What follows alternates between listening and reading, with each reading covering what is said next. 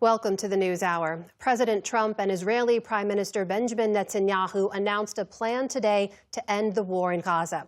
But Hamas has yet to agree, and there are questions about its implementation. Nick Schifrin begins our coverage.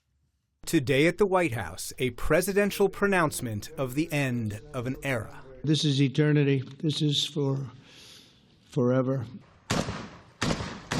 It has been 724 days since Hamas's October 7 terrorist attacks. 724 days of war in Gaza. And if Hamas accepts this deal, the guns would fall silent within 72 hours. There shouldn't have to be a shot fired, maybe for eternity. I support your plan to end the war in Gaza, which achieves our war aims. It will bring back to Israel all our hostages, dismantle Hamas's military capabilities, end its political rule, and ensure that Gaza never again poses a threat to Israel. In a 20-point plan released by the White House, the deal would release all 50 Israeli hostages currently in Gaza, both dead and alive.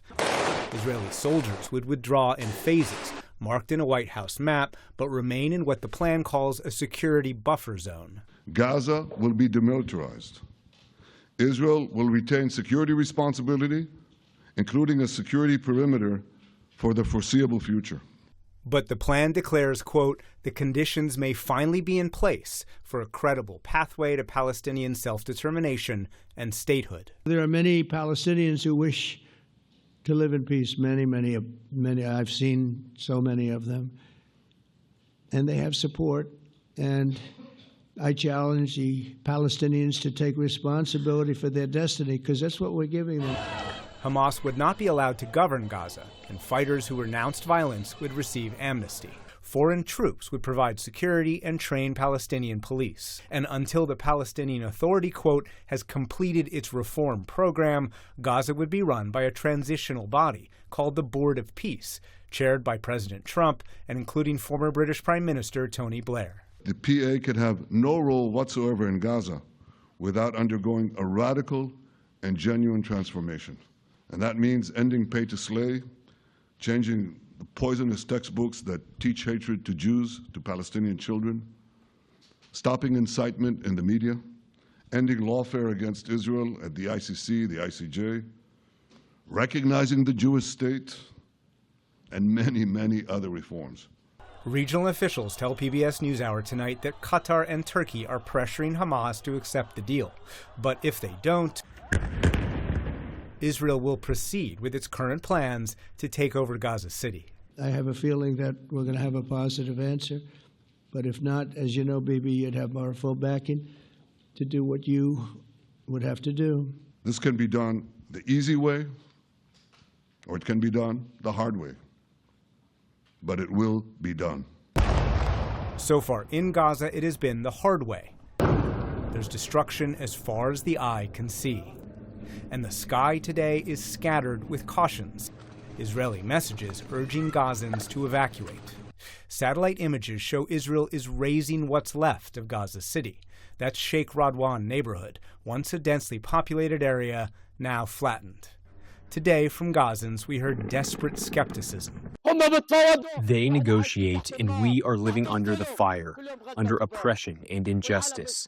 Every day, Gaza is being annihilated, and the unjust world watches us. Until when?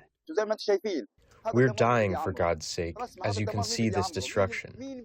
Who will rebuild this destruction? Who will? Who will do this to Gaza? That is an understatement. The end of the war will require seemingly insurmountable rebuilding, assuming the two sides can finally end this war.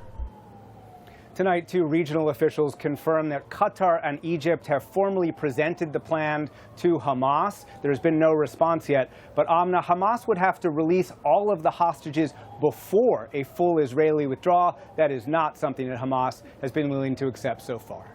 Nick, I know you've been also reporting on the fact that during the meeting at the White House, the president facilitated a phone call. Tell us about that and why it matters.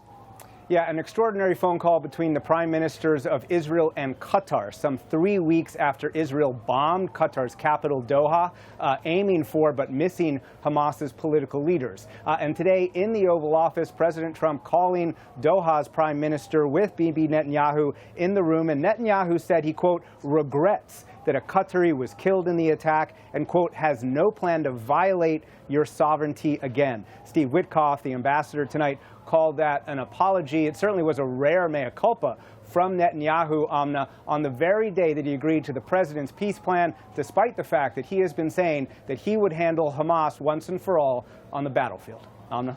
Nick Schifrin reporting tonight on our lead story from the White House. Nick, thank you. Thank you.